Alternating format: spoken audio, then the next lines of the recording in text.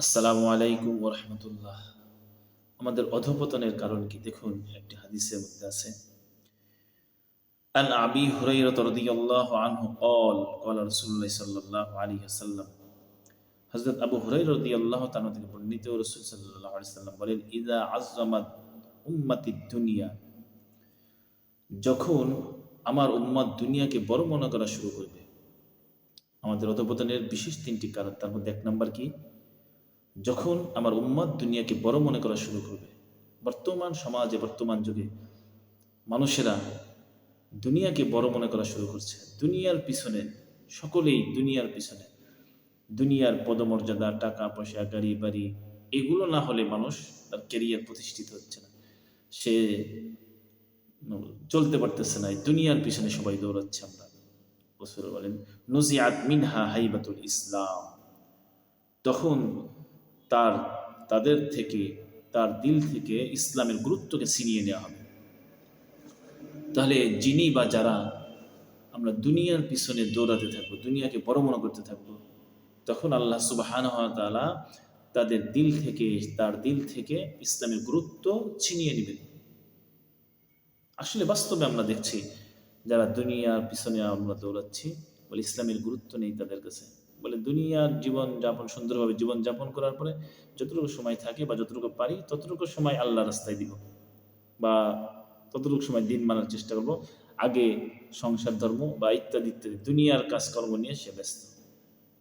অথচ এটা তার অধঃপতনের এক নম্বর কারণ, দুনিয়াকে প্রাধান্য দেওয়া, দুনিয়াকে বড় মনে করা।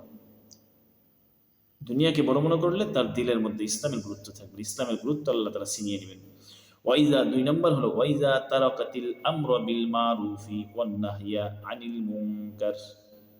রাসূল বলেন, ওয়াইজা তারাকাতিল আমর বিল মারুফি ওয়ান নাহইয়া আনিল মুনকার, আর যখন সৎ কাজের আদেশ এবং অসৎ কাজের নিষেধ বর্জন করা হবে।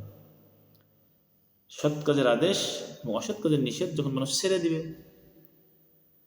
হুরিমাতি বারাকাতিল বারাকাতাল ওয়াহি, হুরিমাত বারাকাতাল ওয়াহি, তখন ওহির বরকত তাদেরকে ওহির বরকত থেকে বঞ্চিত করা হবে।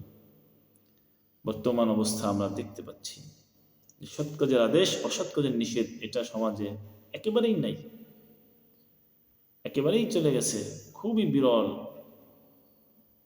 অনেক সময় দেখা যায় দুই চারজন সৎ কাজের আদেশ, অসৎ কাজের নিষেধ করতে উঠলে তো এত মানুষ তাদের প্রোটেক্ট করে, তাদের বিপরীতে প্রতিবাদ করে যে তাদের এই আমলটাও করতে দেয় না। এজন্য সৎ কাজের আদেশ, অসৎ কাজের নিষেধ যখন ছেড়ে দেওয়া হবে, যখন সমাজ থেকে উঠে যাবে, তখন আল্লাহ তাআলা ওহির বরকত উঠাই নেবেন। ওহির বরকত থেকে ওই সমাজকে, ওই জাতিকে বঞ্চিত করবেন। তিন নম্বর অধঃপতনের কারণ হলো ওয়াইদা তাসাব্বাত উম্মতি সাকাতাত মিন আইনিল্লাহ, যখন উম্মত পরস্পরে গালমন্দ করবে, গালিগালাজ করবে, অশ্লীল ভাষা ব্যবহার করবে, অশ্লীল কথা বলবে, মিন আইনিল্লাহ, তখন আল্লাহ তাআলার দৃষ্টি থেকে তাদেরকে ফেলে দেওয়া হবে। শেষের অংশটা অনেকেই বলেছেন হাদিসের সাথে নাই, আবার কেউ বলেছেন আছে। তো যাই হোক, আমরা তিনটা বিষয় এখান থেকে পেলাম। এক হলো, দুনিয়াকে বড় মনে করলে ইসলামের গুরুত্ব দিল থেকে চলে যাবে। দুই নম্বর হলো, সৎ কাজের আদেশ এবং অসৎ কাজের নিষেধ ছেড়ে দিলে ওহির বরকত থেকে বঞ্চিত হতে হবে। তিন নম্বর, পরস্পরের কথা বললে, তখন যদি গালিগালাজ, অশ্লীল ভাষা ব্যবহার করা হয়, তখন আল্লাহর রহমতের নজর থেকে পড়ে যাবে। আসুন আমরা এই তিনটাকে রাসূলের কথা মতো আমল করি। এক হলো, দুনিয়াকে বড় মনে না করি, বরং আখিরাতকে বড় মনে করি। দুনিয়ার জীবন সাময়িক সময়, যতই শান শওকাত মর্যাদা থাক না কেন, দুনিয়ার ক্ষমতা, দুনিয়ার মর্যাদা, দুনিয়ার বাহাবা সাময়িক সময়ের জন্য।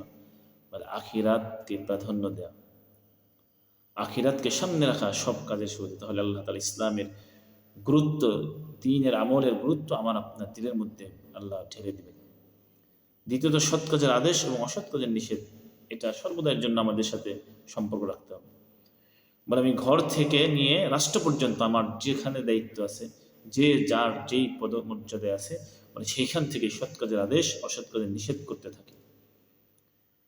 যে যেই পেশায় আছে, যেখানে আছে, ওখান থেকে যদি সৎ কাজ আদায় অসৎ কাজে নিষেধ করতে থাকি, তাহলে আল্লাহ সুবহানাহু ওয়া তাআলা আমাদের উপরে ওহী বরকত দান করবে।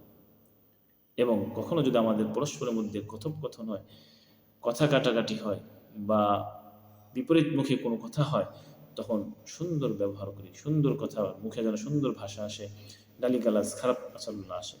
আল্লাহ তাআলা আমাদেরকে এগুলোর উপর আমল করার তৌফিক দান করুক এবং সমস্ত খারাপি থেকে আমাদের হেফাজত করুক। আসসালামু আলাইকুম ওয়া রাহমাতুল্লাহ।